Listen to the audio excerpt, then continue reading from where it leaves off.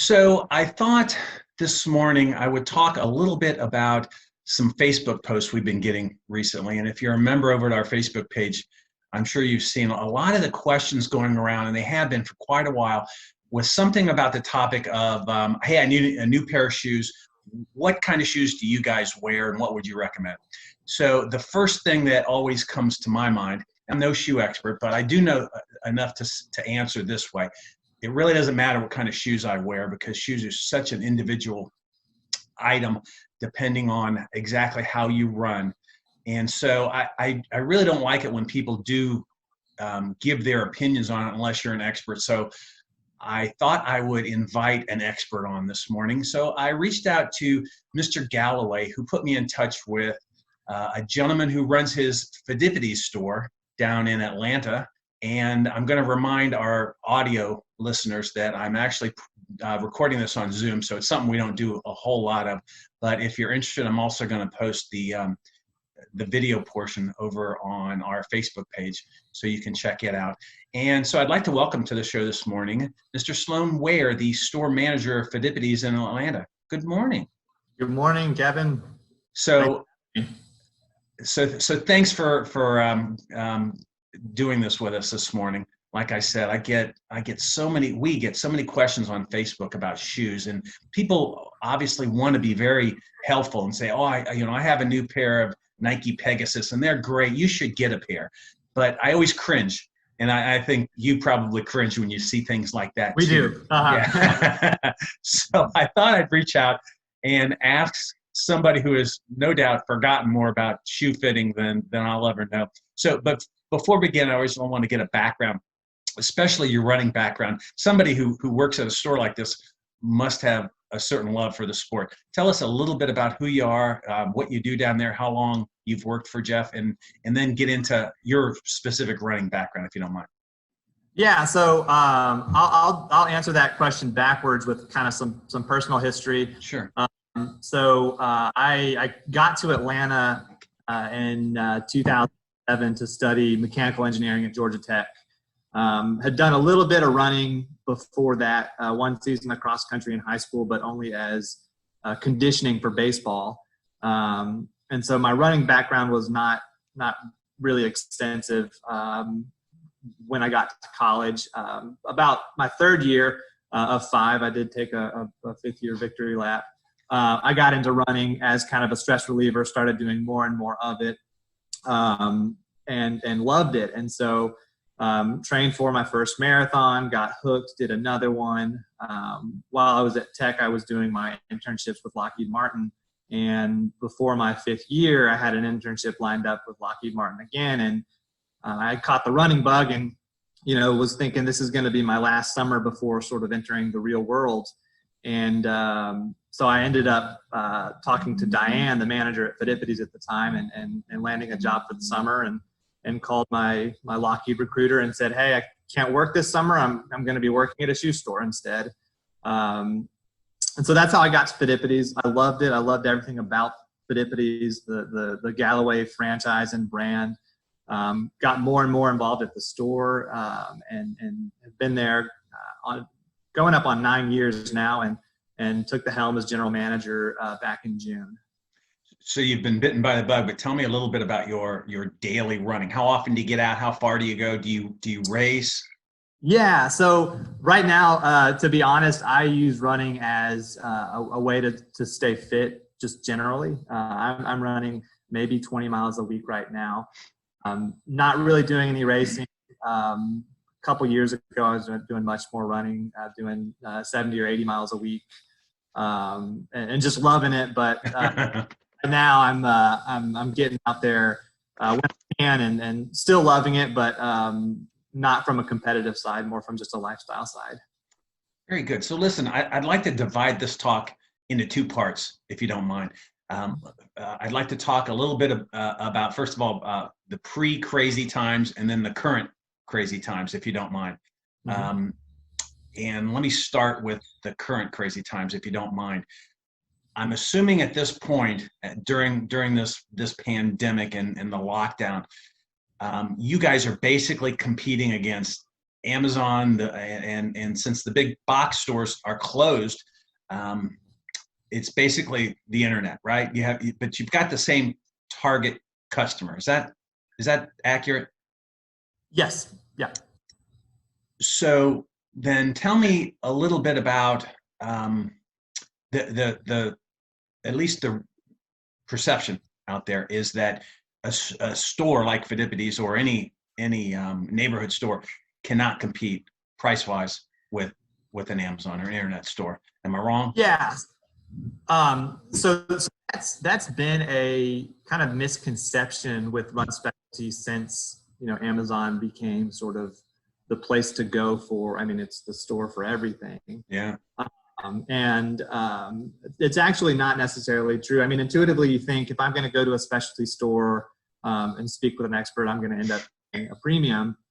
And that's definitely not necessarily the case with any run specialty stores. The vendors that work with us through our channel make an effort to keep the playing field level. And so all of the footwear that we sell is on what's called MAP pricing, which means that the manufacturers are setting the price. And so a current shoe that's this year's model, the manufacturer is going to say, all right, this is the Brooks Ghost 12. It retails at $130. We all sell it at $130. If we advertise it as less than $130, they give us a slap on the wrist. If we keep doing it, they're going to revoke our dealer license. And that's the case with us, Amazon, Big Box, everybody. And so I think one thing that makes that sort of perceived price difference, more apparent is with clearance shoes. So if you go on to runningwarehouse.com or whatever, and you look for a shoe and you find like the Brooks Ghost 9, and we're here sitting on the Ghost 12, that's a 3-year-old shoe, and it's going to be on sale because it's not the latest product. And so you may come into Phidippides and you see Brooks Ghost 12 for $130. You go on Running Warehouse and you see Brooks Ghost 9 for $70 or something, and you think, oh well, Phidippides has the Ghost for $130. Well, it's not technically the same product. It's been warehoused for 3 years, and the technology is improving sort of year over year. And one other thing is Phidippides and most run specialty stores, if we've got a clearance model and there's the same shoe online for a cheaper price, we're going to match that cost. Oh, very good. That's interesting. What makes, besides the pricing things that we just spoke about, what makes a neighborhood store unique? Yeah, so we're actually in the running community, and I think that is super important. And I think right now we're witnessing how important community is, because it's hard to have that. And so we're out at the races. We're supporting local cross country track and field teams, supporting local 5Ks for charities, doing group runs. So we are actively engaged in the running community because these are the people we love. It's the sport that we love. And so, you're not going to drink a beer with Jeff Bezos after you buy a pair of shoes. But if you come to Phidippides for a group run, we'll go for a run and we'll grab a beer afterwards because we're part of a community. And so I think that's super important to remember, is that, we're not external to the running community. We're a part of it, and we love that. I noticed on your website that you guys are open during these crazy times. Tell us how you're doing business right now at a store that's basically kind of closed, right? Yeah, so we are open with a big fat asterisk. We're offering curbside service, so customers are able to pick up product from us from the parking lots, and we're doing virtual fittings, which I'll talk about a little bit more here in a second. But I believe the shelter-in-place orders have all been lifted, and so we've been getting an influx of calls of like, "You guys open? I want to come in and get fit for some shoes." And so we're being very careful and deliberate about how we do business right now, because at our core, we are a wellness brand, and we're here to help people get fit through walking and running. And when we open our doors, we need to do it in such a way that we know we're transacting responsibly and safely for our staff and our customers. So right now it's curbside service consultations, which have been great, where we're basically setting up a time to talk with someone, kind of like I'm here talking with Kevin. And we basically go through the traditional fit process with a customer remotely.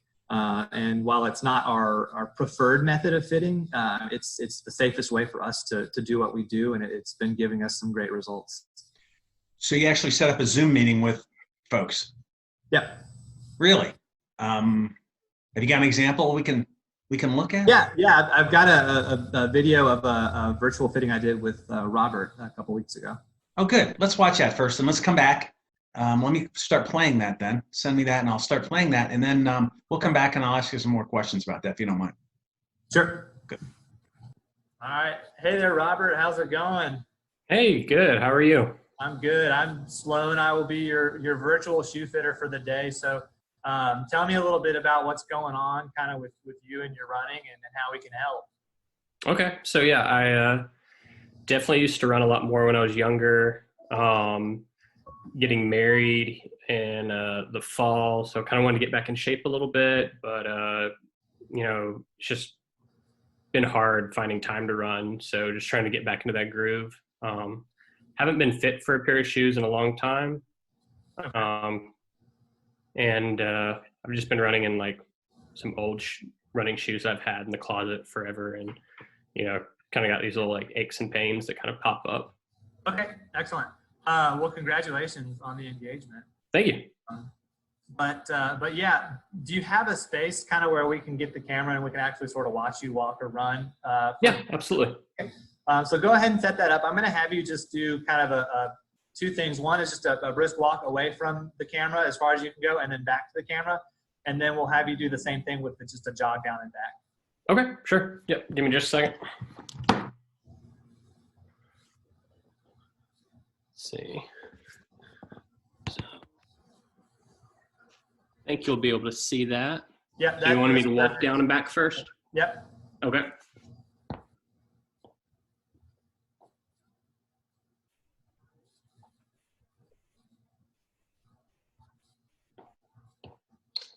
Is that good? Yep. And now just the easy jog down and back. Okay.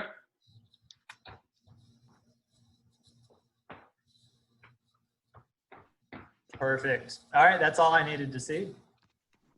All right. So it looks like that was a pair of Nike Pegasus. Is that what those are? Yeah, I think so. I got them for Christmas. I don't normally run in these though.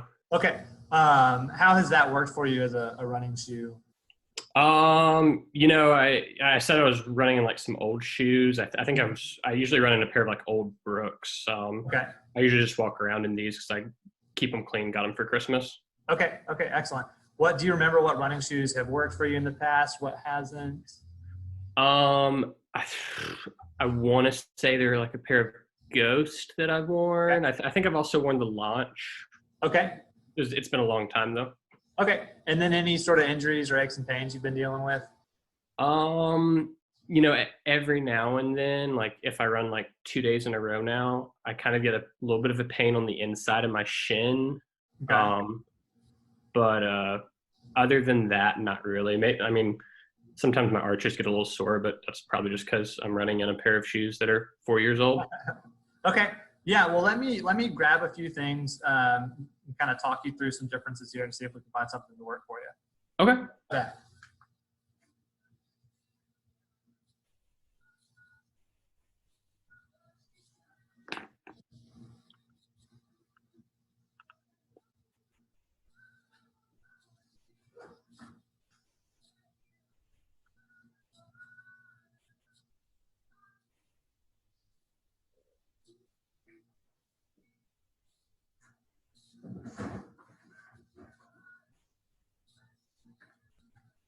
All right. So watching you walk and run, your feet are what we describe as neutral, meaning that there's not any motion in your foot or ankle that we're trying to correct for.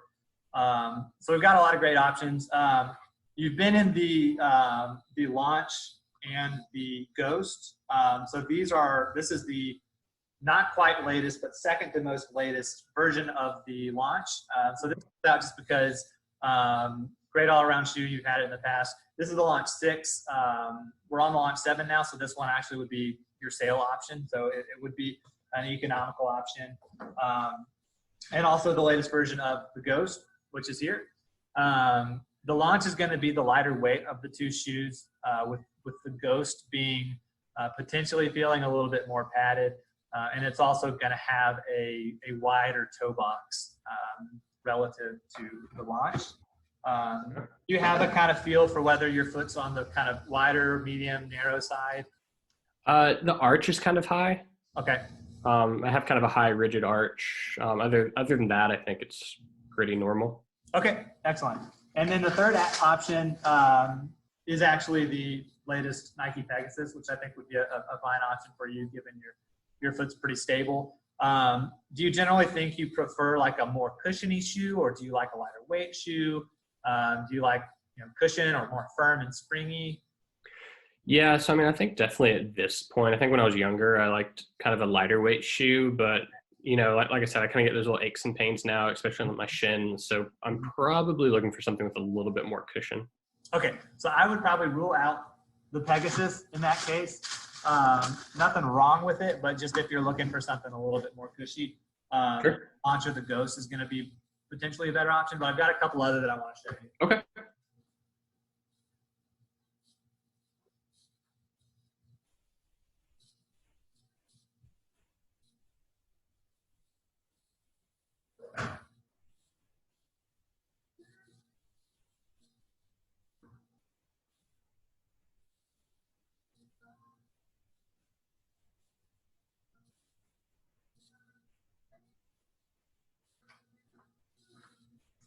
All right. So the Ghost, which you saw earlier, this guy right here, is kind of Brooks's just sort of flagship shoe. It's kind of jack of all trades, decently cushioned, decently lightweight, good roomy toe box.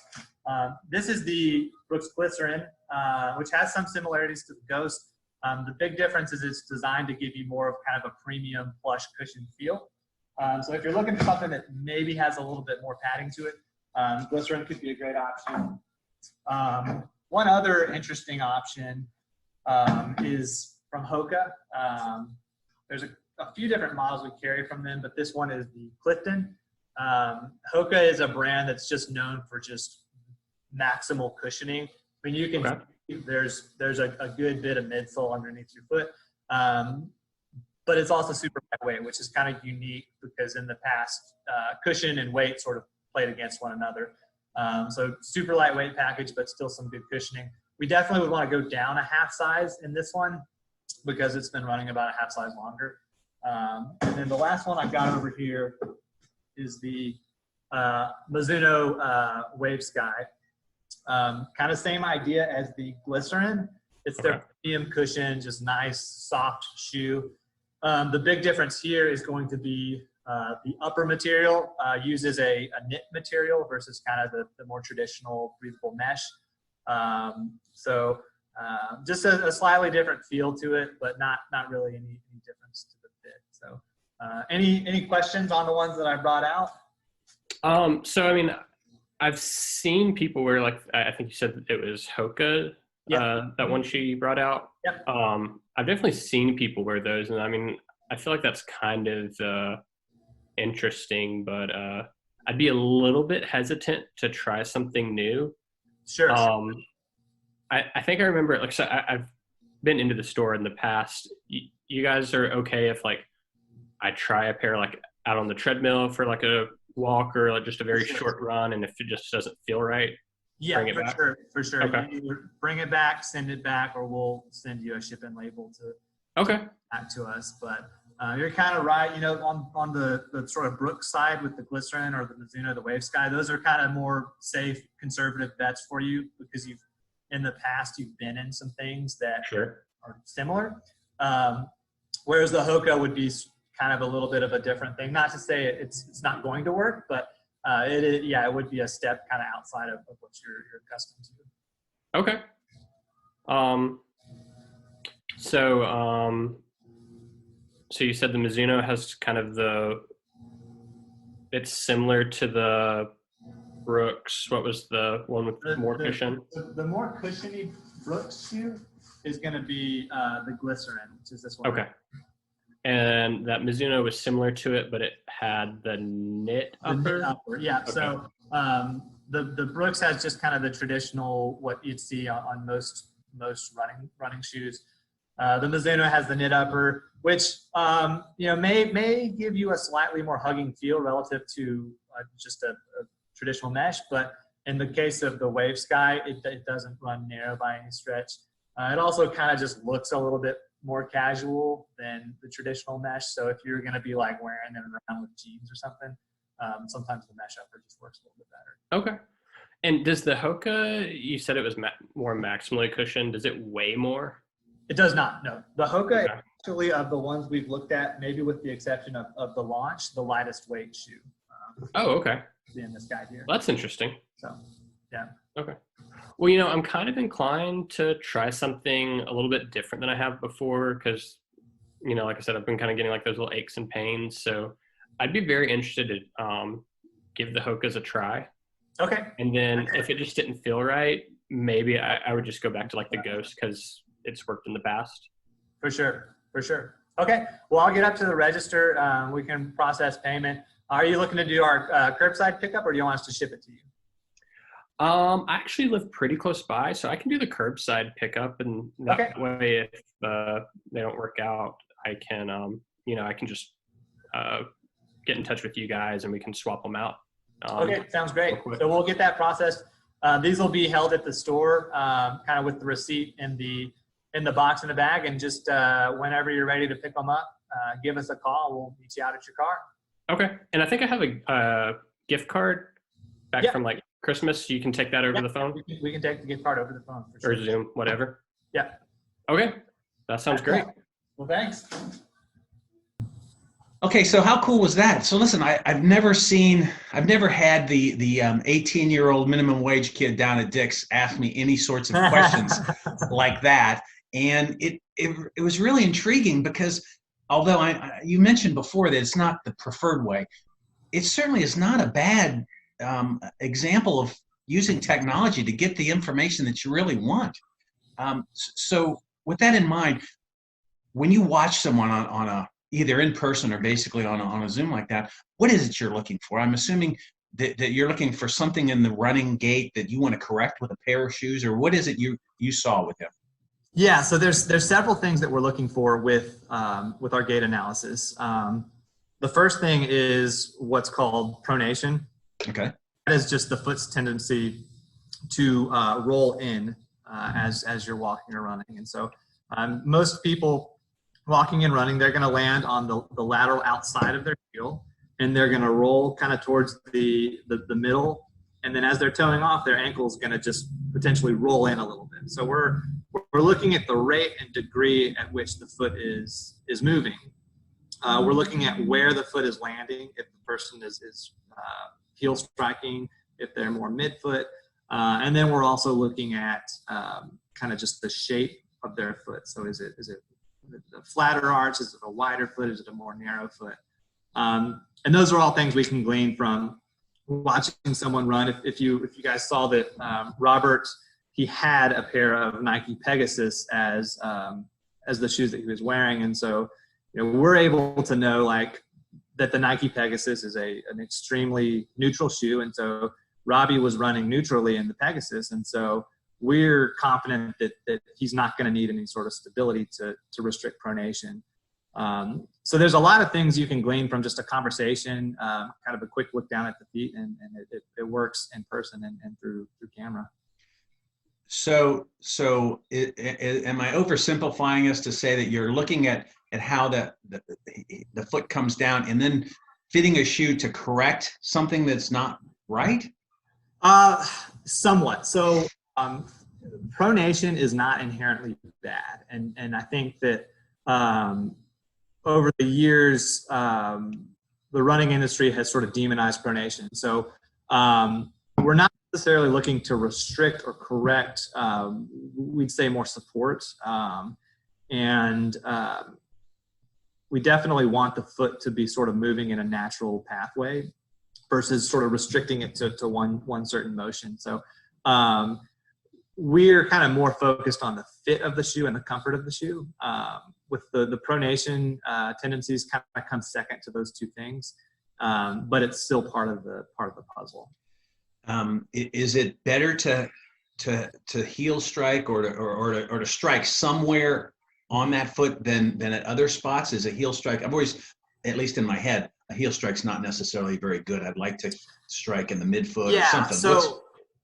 So there is not a best place for your foot to land. They actually did a study years ago that was sort of kind of the first chattering we heard about people need to be running on their midfoot. And they were actually analyzing runners who were in the Olympic final of the 10,000 meters. And they found that everyone was running faster than 180 strides per minute, and pretty much everybody was running on their midfoot. I'm not running 430 miles when I'm out running around. So my mechanics are going to be different from those guys. And so there are some very efficient and injury-free runners that heel strike, and there are some inefficient, injured runners who are running on their midfoot or their forefoot. The one thing I will say is with running, a lot of runners get into the problem of overstriding. So they're taking a long loping stride, and so they're going higher up off the ground every time they take a stride, and so the impact forces are higher. And you are more likely to be overstriding if you're heel striking, but heel striking isn't the inherent problem. It's the fact that you're overstriding. How do I know when I need a new pair of shoes? You know, is it just count the miles on them, look at the bottom of the shoe? What is it? So a few things. A pair of running shoes now is going to last probably 300 to 400 miles before it starts degrading. Used to be more, actually. It used to be more like 400 to 600, but with current footwear, the trend is towards lighter weight, and with lighter weight, there is a durability trade-off. So 300 to 400 miles would be kind of an estimate. You can also do some sort of kind of visual assessments with your shoe. One thing, if you flip the shoe over, the bottom part of the shoe, so right, like this part, right. You just press on that. On a new pair of shoes, it's going to be kind of firm. Like you're going to feel some pushback from it. A really worn out pair of shoes, that's going to be real soft and mushy. And at that point, you know that the shoe has kind of lost its cushion. And when you're running, you're bottoming out the cushion. And one thing to remember is that a shoe is somewhat like a tire. So a lot of people look at the tread of their shoes and say, well, I've got good tread, so these shoes aren't worn out. A tire can be flat and it can be bald. And either way, you need a new tire. And so just be careful to not go off of just one sort of data point. And, you know, if you look and see that your shoe has good tread and you're only running on the treadmill, there's a good chance that you've already flattened out the midsole. On my shoe, like that shoe that you were just showing, I am a terrible heel striker, and I will, within, I would say 250 miles, I'm almost worn on the back heel past the first, whatever that first layer is, into the softer stuff. Yeah. That's my signal, right? Yeah. What physical ailments should we look for that tell us right away shoes? Like I've had lower back problems before and I change a shoe and it seems to fix it.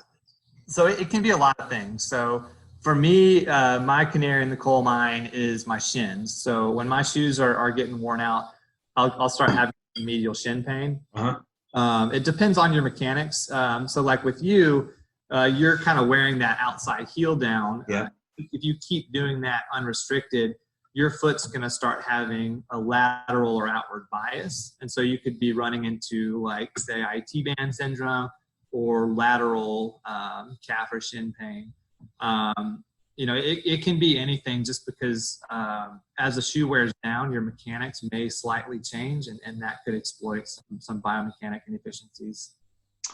So full disclosure, we've had a few interviews on this podcast with some experts on to discuss zero drop, right? Yeah. So first of all, take me through what that means, what zero drop means, And I will say this intuitively, it makes sense. But Yeah. I'm not the expert. You are. Does that even matter, or what's your opinion of zero drop? Tell me what it is first. Maybe So show us what that is. We could do an entire podcast on zero drop footwear. And maybe we will, by the way. So back when running footwear started being produced, a simplified version of the conversation was people walk and run on their heels, so we need to give them more cushion in the heels because that's what's taking the impact. So they started making running shoes, and the general difference in the cushioning in the heel and the forefoot was 12 millimeters. So the heel was 12 millimeters higher than the toe, just across the board. It was an arbitrary thing, but that just is what stuck, and it remained kind of the standard up until 5-10 years ago. So we've been walking around and running in shoes that have a heel that is taller than the toe. So we're at a little bit of an angle. So we're kind of jacked up in the heel. If you're barefoot, you're obviously in a zero drop formation because your heel is on the same level as the toe. And so we went through this sort of minimal natural running trend where people were looking to feel close to barefoot when they were running as sort of a way to run more naturally. And so that's where the zero drop distinction sort of came in, where people started paying attention to, well, is this a 0 or a 4 or a 12? Yeah. There's nothing inherently good or bad about a 0 drop or a 12 millimeter drop. What the challenge is anytime you change the way you're doing something, you're going to run the risk of injury if you're not smart about it. So runners that transition from a traditional shoe to a more minimal shoe or just a lower drop shoe, if they took it too fast and didn't give their body time to react, they ran into plantar fasciitis problems, Achilles tendonitis, calf pain, those sorts of things. Those that were smart about it usually had a pretty good transition. But with so many things and with so many things within running, there's no best thing out there. And so if you're running in a traditional shoe with a traditional midsole heights where your heel is higher than your toe and you're able to run the miles you want to run and you're running them injury free, I don't see a compelling reason to move to a 0 drop shoe because you're already getting the experience out of running that you want.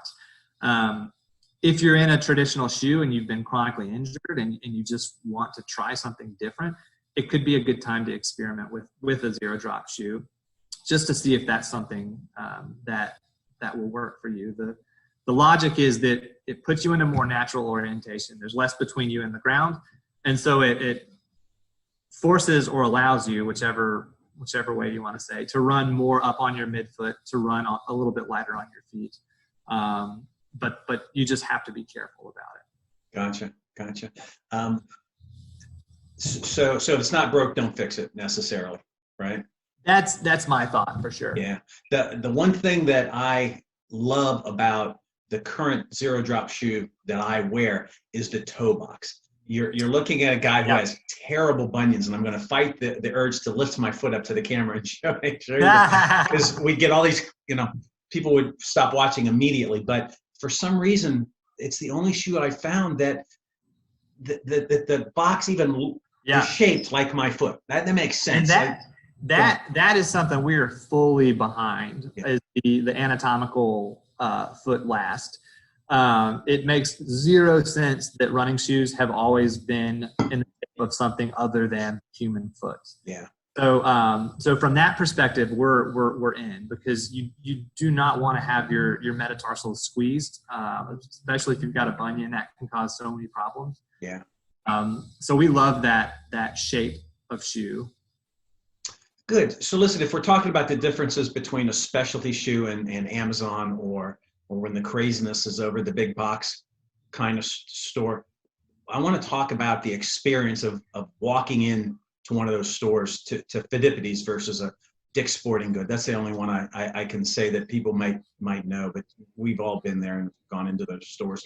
Tell me about the typical employee there at Phidippides. We know a little bit about your background, 10 years, almost 10 years in the industry. Who else is walking around there helping customers? Yeah, we have just a wide range of staff. So we have someone like me who was a recreational runner that ran as competitively as one could at a kind of recreational level. We have somebody who was a USATF indoor track and field national qualifier who's training to make the Olympic trials. We've got people who are running because they want to lose weight. We've got people who are running because they just like it. So I think the cool thing is we're all very different, but we're all the same in that have a love of running and we love to share that with people. And the experience. Tell me a little bit about an employee you have by the name of Gregory Sheets. Yes. So Gregory, he is kind of the spiritual guru or shuru of Phidippides. Gregory started working at Phidippides in 1980, I believe, and he was running with Jeff Galloway and other kind of elite runners back in the day, and trying to make the Olympic trials in the 800 meters. But he's been at the store pretty much every day since he started back then. And so he is, I think, one of just a handful of people in the country who have experienced firsthand every single running boom, every single trend in footwear. And so he has just an amazing wealth of knowledge that he sort of trains all our staff on. And he's been flown to Germany, Chicago by footwear brands because they want him to help them, understand how to fit shoes and how to make shoes better. And so we're super proud to have Gregory as part of the team. And anytime a staff member is hired on, they've got about a week of just classroom time with Gregory where they can, when they start fitting people with shoes, they're drawing on a wealth of knowledge that dates back to 1980 versus starting from zero. 40 years working at Phidippides. That's amazing. Yeah, I was in the process before all this hit of planning his 40th anniversary celebration. And so we're putting that on pause for now. Yeah. Well, listen, let's talk a little bit about when things do get back to normal. And it does sound like you guys are rapidly getting to that point. So God bless everybody for that. I'd like to know that the whole shoe fitting, the Zoom consultation, is it your plan to continue that for customers who, obviously I'm not coming by Ainsley Mall and getting fitted this afternoon when you guys open up. Yeah. Still going to be an option for somebody who might be listening right now that's far away? Absolutely. So this whole thing has forced us to think creatively on a lot of different levels. So from our online offerings to the curbside and the Zoom fittings, and we're going to continue with all of those things once we get through this, because you may not have a specialty running store in your neighborhood or in your area, and if you don't, Phidippides still has something to offer over, an Amazon.com review or a blog post. We're confident that we can talk through things and give you the highest chance of getting in some shoes that are going to give you a solid experience with your running. So we'll continue having that option going forward, because I think, there are people that don't have a local running store. Yeah. If you do, I definitely encourage you to go see them, go talk to them. There's a lot of great stores, and run specialty is a tight-knit industry. So if you even want to ask us, call us and say, hey, who's your recommendation in whatever city, we'd be happy to talk you through that. But if you don't have that, reach out to us and we'd love to help you. Very good. Before I let you go, a couple of questions about how people contact you guys. First of all, if I wanted to set up a Zoom meeting like this, a fitting, what's the best way to do that? So email is the best way. So if you send an email to Phidippides@phidippides.com, just subject virtual fitting, and let us know some availability. We'll set up a calendar invite and send over meeting details via email.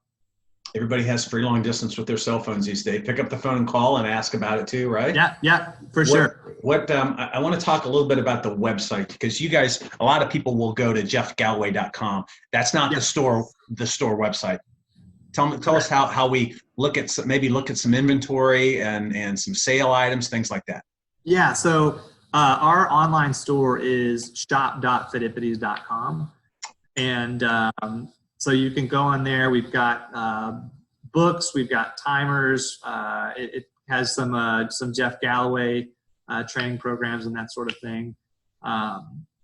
So you can you can click around through there, and since this hit, we've got pretty much 100% of our in-store inventory up online. So it's not pared down from what we've got in the store. You can really see everything. And one thing that's unique about our website from the footwear perspective is we have shoe reviews, which Brendan Galloway, who's Jeff Galloway's son, comes in and talks to the staff about experiences with customers with each shoe, and then writes a review about a shoe. And so we have very honest, unbiased shoe reviews that can kind of help you learn a little bit more about each of the shoes. Yeah, I was surprised. I kind of expect to go to your website and just see, shoes, maybe some shirts, that kind of stuff. But this is actually the site that Jeff uses for his books, his retreats, his timers, just anything Jeff Galloway is at your shop store. Okay. For sure. And I think people sometimes forget that we are Jeff Galloway's Phidippides, and so it's kind of one big family, and so we're very involved with each other, and we support the Galloway training programs, and their participants support us as a store, and so it's all a big family.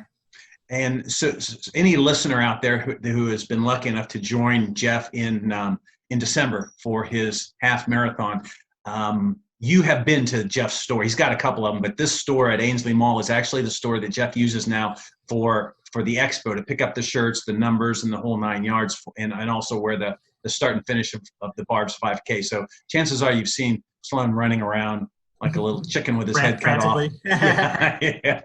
Yeah. So if you haven't joined us, get down there this December and join us. You've been kind enough to give the Extra Mile podcast a little bit of a promo going here with a 15% off, right? Yep. So make sure I get this right, at checkout, just add Extra Mile is there a little discount coupon? Yeah, there'll be a apply promo or coupon or something. Just right. Pin Extra Mile, and that'll get you 15% off anything that's not already marked down on sale. Very good. Any other current deals you've got? I think you still have some free shipping, or is that gone? Yeah. So any order over $100 will get automatic free shipping. We've also got a couple things going on right now. One with Brooks. If you purchase $150 worth of Brooks merchandise, we donate a pair of shoes to a healthcare worker or first responder. That's going on through the 11th of May. And then we've also got a 20% off all books right now. You can use promo code Bookworm to get that discount. It's mainly stuff from Jeff Galloway, which is all fantastic. Sure, yeah. So I'll put all of the links that we spoke about today, including this video, including just the video that we watched of the shoe fitting. So everything will be in the show notes today. I really, really appreciate your time this morning, Sloan.